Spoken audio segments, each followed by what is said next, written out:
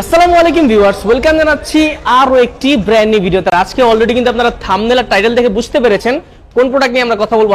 আজকে কিন্তু আমরা কথা বলবো অনরের অন্যতম লেটেস্ট একটা ডিভাইস অনর 300। হ্যাঁ, অনর 200 আস্তে আস্তে কিন্তু অলরেডি অনর 300 চলে আসছে। আজকে কিন্তু আমরা এই ফোনটা নিয়ে বিস্তারিত কথা বলবো, এই ফোনটার পারফরমেন্স দেখবো, লুক দেখবো, পাশাপাশি কিন্তু দেখবো হচ্ছে কি কি চেঞ্জেস আসছে, ডাউনগ্রেড হয়েছে নাকি আপগ্রেড হয়েছে সেগুলো নিয়ে কথা বলবো। তো অবশ্যই সম্পূর্ণ ভিডিওটা দেখতে হবে।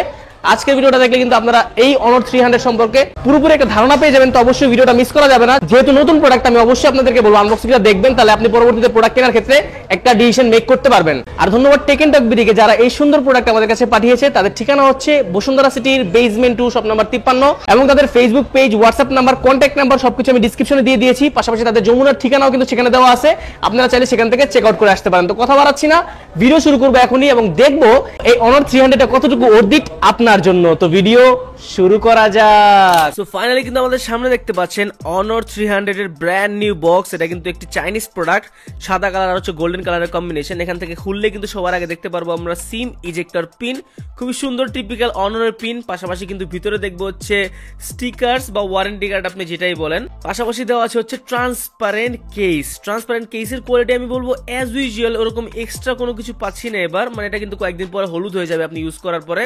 পাশাপাশি সাইডে রাখার পরে দেখি কি আছে ভিতরে। আছে হচ্ছে ডিভাইস রাখলাম সাইডে। ভিতরে পাবো চার্জার এন্ড কেবল, 100 ওয়াটের চার্জার এটা, যেটা কিন্তু গতবারও সেম ছিল 100 ওয়াট। পাশাপাশি ইউএসবি টাইপ এ টু টাইপ সি কেবল এখানে আমরা পাচ্ছি, এবং অনরয়েড টিপিক্যাল অরেঞ্জ কালারের যে ক্যাপ সেরকম আমরা পাচ্ছি হচ্ছে কেবলের মধ্যে। তো অবশ্যই আমরা কিন্তু এদিক দিয়ে বুঝতেই পারবো যে এটা অনরের অরিজিনাল চার্জার। পাশাপাশি কিন্তু আমরা এগুলো সাইডে রাখার পরে পেয়ে যাবো হচ্ছে ডিভাইসটা। তো ডিভাইসটা জাস্ট দেখেন কতটা সুন্দর আর প্রিমিয়াম কোয়ালিটির ডিজাইন। পিছনে পুরোপুরি হচ্ছে আইফোনের মতো ন্যাচারাল টাইটেনিয়াম কালার দেওয়ার ট্রাই করেছে, এবং সাইডটা কিন্তু দেওয়ার ট্রাই করেছে হচ্ছে টাইটেনিয়াম ফিনিশ। যদিও এটা পলিকার্বনেট বডি, তো এখানে কিন্তু দেখতে পুরোপুরি অ্যাস্থেটিক লাগে, এবং ফোনটা কিন্তু অনেক বেশি স্লিম। আর সবচেয়ে বড় ডিফারেন্স আমরা পাচ্ছি অনর 200 থেকে 300 এ, সেটা হচ্ছে ফ্ল্যাট ডিসপ্লে। আমরা কিন্তু অনর 200 এ পুরোপুরি একটা কার্ভ ডিসপ্লে দেখতে পেয়েছিলাম। এটা কতটুকু সবার কাছে পছন্দ হবে সেটা আমি জানি না, তবে ডিজাইনের দিক দিয়ে আমার কাছে কিন্তু বিশেষ করে ক্যামেরা ডিজাইনটা অনেক বেশি অ্যাস্থেটিক লাগছে প্রথম ইমপ্রেশনে। বাজারের অন্যান্য টিপিক্যাল ক্যামেরা ডিজাইনের মতো ডিজাইন আমরা দেখতে পাচ্ছি না, একদম একটা চেঞ্জ দেখতে পাচ্ছি ক্যামেরা ডিজাইনে, যেটা কিন্তু যে কারোরই হচ্ছে প্রথমত একদম দেখার সাথে সাথে একদম আইকেসি লাগবে। সো অবভিয়াসলি আমরা এখন ফুল ডিটেইলস আর ডিজাইন নিয়ে বিস্তারিত কথা বলবো। ভাই অনর 300 এর ইন হ্যান্ড ফিলের কথা আর কি বলবো, এতটা প্রিমিয়াম একটা ফিল দেয় ফোনটা। 6.7 ইঞ্চি এটা ডিসপ্লে সাইজ, মোটামুটি ছোট সাইজে আমি বলবো। পাশাপাশি কিন্তু আপনার হচ্ছে 175 গ্রামের ওয়েট, মানে কতটা পাতলা এটা কিন্তু আপনারা অলরেডি বুঝতেই পারছেন। পাশাপাশি কিন্তু মাত্র 7 মিলিমিটার থিকনেস, মানে যথেষ্ট লাইট ওয়েট। পাশাপাশি কিন্তু স্লিক এন্ড স্লিম ফোন, যে কারোর হাতে ধরলে কিন্তু একদম প্রিমিয়াম ফিল হবে, একদম লাইট ওয়েট ফিল হবে। যে কেউ যদি ফোনটা হাতে নেয় অবশ্যই সেই ফোনটার প্রেমে পড়তে বাধ্য। এরকম একটা ডিজাইন প্লাস হচ্ছে লুক এবং হচ্ছে ওয়েট ব্যালেন্স করা হয়েছে এই ফোনটাতে। ফার্স্ট লুক আমার কাছে কিন্তু অনেক বেশি ইন্টারেস্টিং লেগেছে। এখানে কিন্তু আমরা ইন ডিসপ্লে ফিঙ্গারপ্রিন্ট অ্যাভেলেবল পেয়ে যাচ্ছি। পজিশন এবং অ্যাকিউরেসি কিন্তু যথেষ্ট ভালো ছিল, টাচ করার সাথে সাথে খুলে যাচ্ছিল। বাট এখানে কিন্তু আমরা কোনো আলট্রাসনিক ফিঙ্গারপ্রিন্ট দেখতে পাচ্ছি না, যেটা কিন্তু বর্তমানে ট্রেন্ড বলা যায় এক কথায় মিড রেঞ্জ ফ্ল্যাগশিপ ফোনগুলোতে। এখানে কিন্তু আমরা অপটিক্যাল ফিঙ্গারপ্রিন্ট পাচ্ছি, তবে অপটিক্যাল থাকলেও কিন্তু টাচ করার সাথে সাথে খুলে যাচ্ছিল। লেটেন্সি তেমন আমরা পাইনি, এবং ঠিকঠাক ভাবে কাজ করতেছিল।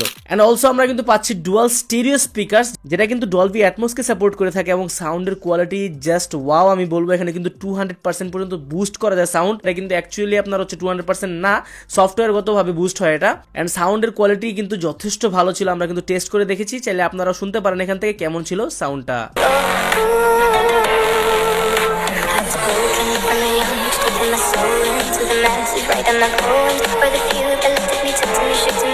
এবার কিন্তু চলে আসবো আমরা এই ফোনটার ডিসপ্লে সেকশনে। ডিসপ্লে সেকশনে আমরা আসলে দেখতে পারবো 6.7 ইঞ্চির একটি কম্প্যাক্ট সাইজের ডিসপ্লে কিন্তু এই ফোনটাতে আছে। পাশাপাশি কিন্তু এটি একটি অ্যামোলেড ডিসপ্লে, 120 হার্টজের রিফ্রেশ রেট সাপোর্টেড। পাশাপাশি 1 বিলিয়ন কালার সাপোর্টেড, HDR10+ কে সাপোর্ট করে থাকে। পাশাপাশি কিন্তু আপনারা 1200 নিটসের HBM এবং হচ্ছে 4000 নিটসের পিক ব্রাইটনেস এখানে অ্যাভেলেবল পেয়ে যাবেন। আউটডোর ইনডোর ভিজিবিলিটির দিক দিয়ে কিন্তু কোনো রকম প্রবলেম হয়নি, সূর্যের নিচে সরাসরি আমরা ইউজ করছিলাম, কোনো রকম কিন্তু ডিস্টরশন দেখি না ডিসপ্লের ক্ষেত্রে। একদম সাইড ভিং অ্যাঙ্গেল গুলো খুব ভালোভাবে বোঝা যাচ্ছিল। ডিসপ্লে ভিজিবিলিটির ক্ষেত্রে কিন্তু কোনো রকম প্রবলেম আমরা এখান থেকে দেখি নাই, এবং এই ফোনটা লোয়ার চিন এবং হাইয়ার যে চিন সেটা কিন্তু অনেক বেশি ন্যারো ছিল, প্রায় 91% এর মতো এটা স্ক্রিন টু বডি রেশিও ছিল, যার কারণে কিন্তু মাল্টিমিডিয়া এক্সপিরিয়েন্স কিন্তু অনেক বেশি ভালো আমরা এখান থেকে পেয়েছি। একদম ব্রেজেলেস এক্সপিরিয়েন্স বলা যায়। মোটামুটি মাল্টিমিডিয়া কনজাম্পশনের ক্ষেত্রে কোনো রকম প্রবলেম আমাদের ফেস করতে হয় নাই, এবং এই ফোনটাতে কিন্তু 436 পিপিআই ডেনসিটি আছে, যার কারণে কিন্তু কালার অ্যাকুরেসি কিন্তু মোটামুটি ভালো ছিল। ডিসপ্লে কিন্তু যথেষ্ট শার্প ছিল, অ্যাকুরেট ছিল, এবং কালার প্রডিউস করতেছিল খুব ভালোভাবে, যার কারণে কিন্তু আমরা মাল্টিমিডিয়া কনজাম্পশন করার ক্ষেত্রে একদম ফ্ল্যাগশিপ ফিল এখান থেকে পেয়েছি। ও হ্যাঁ, এই ফোনটা কিন্তু অলওয়েজ অন ডিসপ্লেকে সাপোর্ট করে থাকে, যার কারণে কিন্তু আপনারা হচ্ছে রিফ্রেশ রেট কমানো বাড়ানোর অপশনটা এখানে অ্যাভেলেবল পাবেন। তার মানে আপনি যখন ফোনের পাওয়ার অফ করবেন ডিসপ্লে কিন্তু অফ হবে না, কিন্তু ফোনের রিফ্রেশ রেট একদম কমে আসবে, যার কারণে কিন্তু চার্জটা আপনার অনেকটাই সেভিং হবে। এন্ড কোম্পানি কিন্তু ডিসপ্লে প্রোটেকশন সম্পর্কে স্পেসিফিক ভাবে কিছু ক্লিয়ার করে না, সেক্ষেত্রে আমরা বলতে পারছি না এটা। বাই দ্য ওয়ে, ডিসপ্লে কথা যেহেতু হচ্ছে, এখানে কিন্তু IP65 এর ডাস্ট এন্ড ওয়াটার রেজিস্ট্যান্স এখানে অ্যাভেলেবল পেয়ে যাবেন। তো সেক্ষেত্রে পানির ছিটা ফোটা পড়লে কোনো রকম প্রবলেম হবে না। যেহেতু IP68 বা 69 এর রেটিং নেই, সেক্ষেত্রে আপনি পানিতে না চুবানো এই ফোনটা ভালো। আপনার কিন্তু পানিতে চুবাইলে কিন্তু ফোনে ক্ষতি হলে হতে পারে। Finally we are coming up with the performance section. Performance section আমরা আসলে দেখতে পারবো কোয়ালকম স্ন্যাপড্রাগন 7 Gen 3 একটি 4nm বেসড প্রসেসর ব্যবহার করা, যেটা কিন্তু গতবার Honor 200 এও ব্যবহার করা ছিল। আমরা কিন্তু সেমটা এখানে পাচ্ছি, পাশাপাশি কিন্তু অ্যান্ড্রয়েড ভার্সন 15, যেটা কিন্তু আমার কাছে ভালো লাগছে। আউট অফ দ্য বক্স আমরা অ্যান্ড্রয়েড ভার্সন 15 পাচ্ছি, পাশাপাশি ম্যাজিক OS 9। এই Honor ইউজ করার ক্ষেত্রে অন্যতম বড় ভাগিদার হচ্ছে এই তাদের ওএস কিন্তু অনেক ক্লিন থাকে, একদম ফ্রেশ থাকে, কোনো রকম বাগস এক্সট্রা কোনো নোটিফিকেশনস এর প্যারা কোনো রকম ঝামেলা কিন্তু এই ম্যাজিক OS এ থাকে না। দ্যাটস ওয়াই মানুষ কিন্তু প্রেফার করে Honor for a good OS experience. Adreno 720 GPU ব্যবহার করা আছে। প্রসেসর এবং হচ্ছে জিপিইউ দুইটাই কিন্তু গতবারের মতো সেম ছিল। আমরা গেমিং করে দেখেছি এই ফোনটা দিয়ে, তো গেমিং এর ক্ষেত্রেও কিন্তু দেখেছি একদম ম্যাক্সিমাম গ্রাফিক্স সাপোর্ট করতেছিল। কল অফ ডিউটি সহ বিভিন্ন গেম ট্রাই করে দেখেছি এবং আপনাদেরকে সরাসরি গেমিং টেস্ট আমরা করে দেখাতে চাই। তো এখন কিন্তু আমরা ওপেন করে ফেললাম হচ্ছে call of duty mobile. So let's go. তো এখান থেকে আমরা যদি গ্রাফিক্স দেখতে পারবো লো প্লাস আলট্রা, মানে হচ্ছে ম্যাক্সিমাম গ্রাফিক্স আপনি গেমিং করতে পারবেন। কিন্তু UFS আমরা এখান থেকে শুরু করি। ব্যবহার করা আছে, যেটা কিন্তু আমার কাছে একটু ইন্টারেস্টিং লেগেছে এবং ভালো লেগেছে যে আসলে এই দিক দিয়ে একটু কাজ করেছে কোম্পানি। এন্ড কানেক্টিভিটির কথা বলতে গেলে লেটেস্ট ওয়াইফাই 7, মাঝে মাঝে কিন্তু একটু মিসটাচ হয়ে যায় এখানে, মানে ওখানে যখন আমি গানে টিপ দিচ্ছিলাম তখন কিন্তু টাচ হচ্ছিল না। এটা হয়তো বা গেমের কোনো একটা বাগস।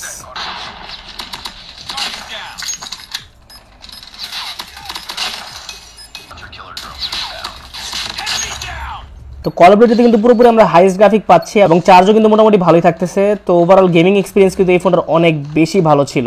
তো এরপরে কিন্তু চলে আসলাম অ্যাসফল্ট 9 এ, পুরোপুরি হাই গ্রাফিক্স এখানে দেখতে পাচ্ছেন। Yes, number one, we are in number 1। ও ড্রিফট, ওয়াটার ড্রিফট, ইয়েস।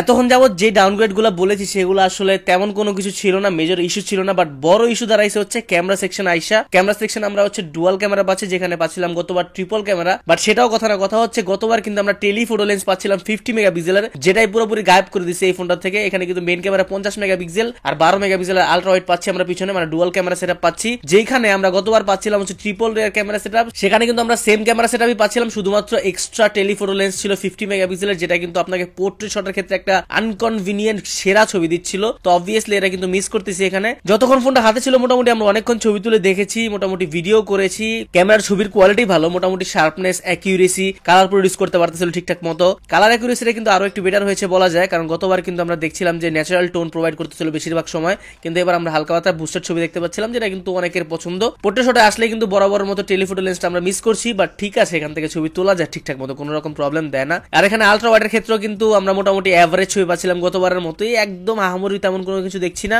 কিন্তু ফুল রিভিউ আসলে আমরা বলতে পারবো যে কাস্টমার রিভিউর পরে কিরকম তারা এক্সপিরিয়েন্স পাচ্ছে বা কিরকম তাদের হচ্ছে কোনো রকম প্রবলেম হচ্ছে কিনা। আর ভিডিও সেকশনে যদি আমরা আসি তাহলে কিন্তু হচ্ছে 4K প্লাস 60 FPS পর্যন্ত ম্যাক্সিমাম সাপোর্ট আছে। ক্যামেরায় কিন্তু OIS ব্যবহার করা আছে, সেক্ষেত্রে কিন্তু ভিডিও নিয়ে কোনো রকম প্রবলেম আমরা ফেস করিনি। স্টেবিলাইজেশন ঠিকঠাক ভাবে কাজ করছিল, একদম হচ্ছে আমরা কোনো রকম ল্যাগ বা হচ্ছে ফ্রেম ড্রপ খেয়াল করিনি ভিডিওর মধ্যে, যেটা কিন্তু একটা ভালো সাইন অবশ্যই ক্যামেরার জন্য।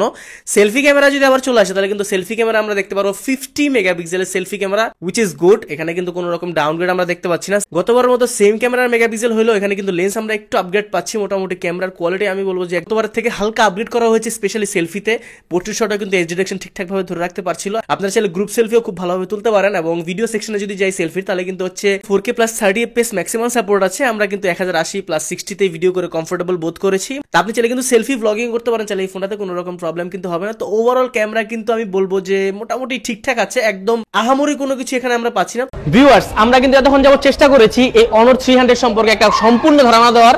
এখন কিন্তু চলে আসবো এই ফোনটার ব্যাটারি ব্যাকআপ, চার্জিং ব্যাকআপ আর আপডেট প্রাইস নিয়ে একটা ধারণা আমরা দিয়ে দিব। এই ফোনটাতে কিন্তু ব্যবহার করা আছে 5300 mAh এর একটি সিলিকন কার্বন ব্যাটারি। 5300 mAh এর ব্যাটারি কিন্তু এই কারণেই পসিবল হয়েছে এখানে ইনজেক্ট করার, কারণ এই ফোনটাতে কিন্তু হচ্ছে সিলিকন কার্বন ব্যাটারি ব্যবহার করা আছে, যার কারণে কিন্তু ফোনটা এতটা স্লিম হওয়ার পরেও কিন্তু আপনার 5300 mAh এর ব্যাটারিটা এখানে ইনজেক্ট করা পসিবল হয়েছে।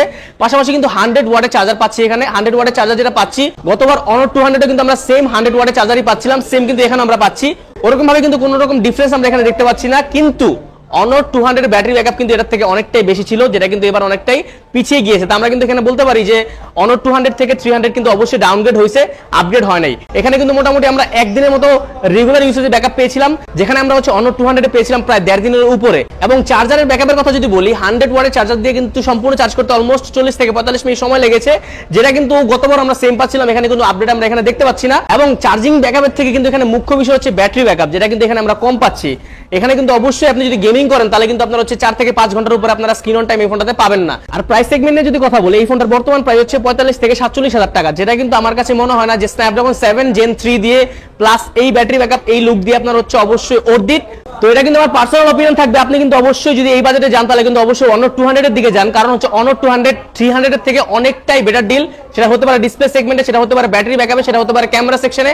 তো অবভিয়াসলি সেটা আপনার জন্য বেটার হবে। আর প্রাইস সেগমেন্টের যে ব্যাপারটা, সেটা কিন্তু কয়েকদিন পরে অ্যাজ ইউজুয়াল কিছুটা কমার সম্ভাবনাই বেশি। তো অবশ্যই সে পর্যন্ত ওয়েট করলে আপনি করতে পারেন। তো মোটামুটি এই ছিল ভিডিও। আমরা কিন্তু আজকে চেষ্টা করেছি Honor 300 সম্পর্কে একটা সম্পূর্ণ ধারণা দেওয়ার। যদি ভিডিওটা ভালো লাগে অবশ্যই চ্যানেলটা সাবস্ক্রাইব করবেন, পাশে থাকা বেল আইকনটা বাজিয়ে দিবেন, যাতে করে এরকম ভিডিও আমরা রেগুলার আনতে পারি আপনাদেরই জন্য। আমরা কিন্তু চেষ্টা করছি যে যেই প্রোডাক্টগুলো মার্কেটে প্রথম আসছে সেগুলো আপনাদেরকে ফার্স্ট ইমপ্রেশন দেখানোর। তো অবশ্যই সাবস্ক্রাইব করে রাখবেন, যাতে করে এরকম ভিডিও মিস না হয়ে যায়। তো কথা বাড়াচ্ছি না, ভিডিও আজকে আমি এখান থেকে শেষ করতেছি। দেখা হবে পরবর্তী কোনো ভিডিওতে।